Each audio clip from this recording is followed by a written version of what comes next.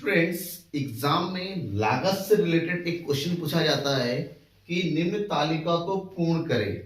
मतलब आपको आधी अधूरी जानकारी दी जाएगी, आपको कंप्लीट इंफॉर्मेशन नहीं होगा। उस दिए गए इंफॉर्मेशन से बाकी चीजों को कंप्लीट करना होगा। आपके सामने ये टेबल है, देखिए उत्पादन दिया हुआ है 1 2 3 4 5 एक क्वांटिटी है।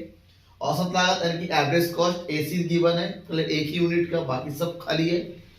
एएफसी यानी कि औसत स्थिर लागत ये दिया हुआ है, ये इतना दे रखा है, सीमा इतना दे रखा है। इसका मतलब हो गया जो इंफॉर्मेशन आपके पास है उसका यूज करना है और इस टेबल को कंप्लीट करना है। लेकिन सबसे बड़ी प्रॉब्लम है कहीं पर भी कुल नहीं दे रखा, क्योंकि नॉर्मली कुल लागत दिया होता है, कुल स्थिर लागत दिया होता है या फिर कुल परिवर्तनशील लागत दिया होता है तो दिक्कत नहीं होती है।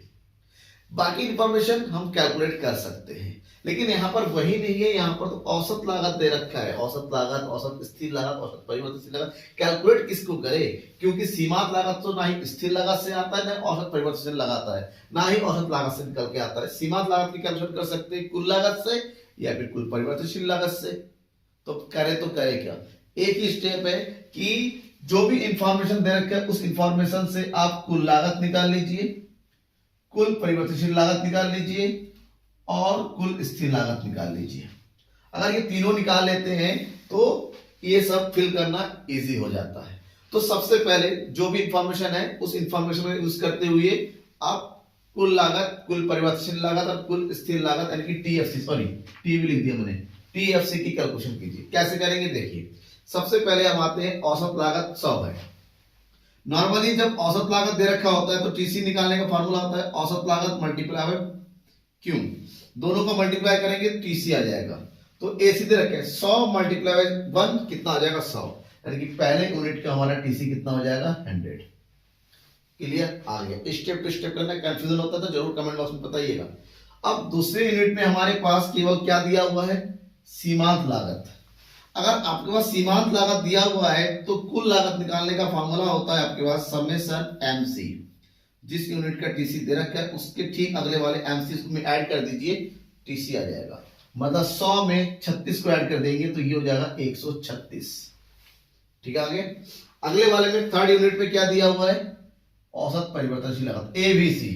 अब एबीसी तो से किसी तरह से हम टीसी नहीं ला सकते, लेकिन एबीसी का यूज कर सकते हैं, टीबीसी जरूर ला सकते हैं। क्यों, क्योंकि टीबीसी का फार्मूला होता है एबीसी मल्टीप्लाई बाय क्यू। तो ये हो गया 36 और ये हो गया 3, दोनों को मल्टीप्लाई कर दीजिए तो 6 3 18, 3 एकम 3 3 9 और 1 10, 108 आ गया, टीबीसी आ गया। अब उसके बाद क्या दिया हुआ है हमारे पास, एएफसी। अब एएफसी से क्या कैलकुलेट होता है, ये होता है टीएफसी, क्योंकि टीएफसी का टू होता है एएफसी मल्टीप्लाई बाय क्यू। 15 और 4 15 चौके 60, तो ये हो गया 60 60।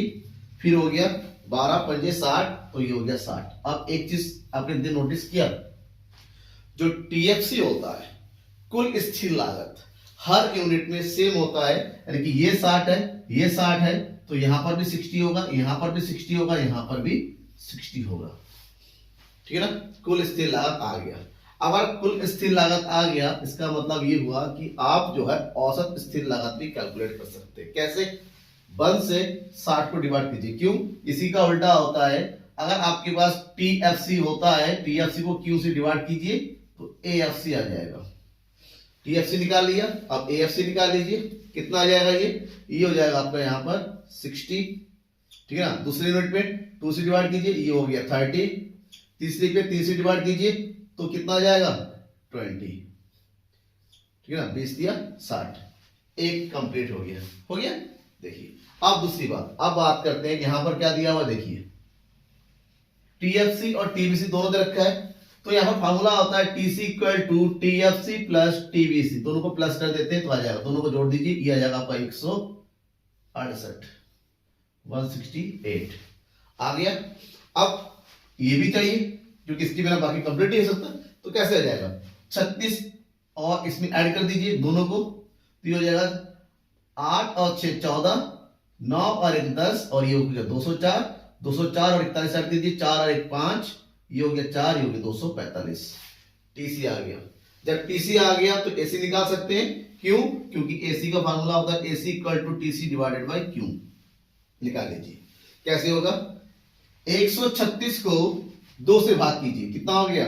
2 छंग 12 बचा 1, 2 अट्ठे 16, ये आ गया। 3 से 168 को भाग कीजिए, 3 पंजे 15, 3 छंग 18 आ गया। 4 से 204 को भाग कर दीजिए, 4 पंजे 20, 4 एकम 4 आ गया। 5 से 245 को भाग कीजिए, 5 चौको 20, 5 नहीं 45, औसत लागत आ गया। 2 कंप्लीट हो गया। अब चाहिए हमें एवरेज ABC, और ABC का फार्मूला होता है हमारा ABC इक्वल टू होता है TBC अपॉन Q। अब हमें क्या होता है? TBC चाहिए। TBC फिल कीजिए। TBC इक्वल टू क्या होता है? TBC इक्वल टू होता है TC माइनस TFC।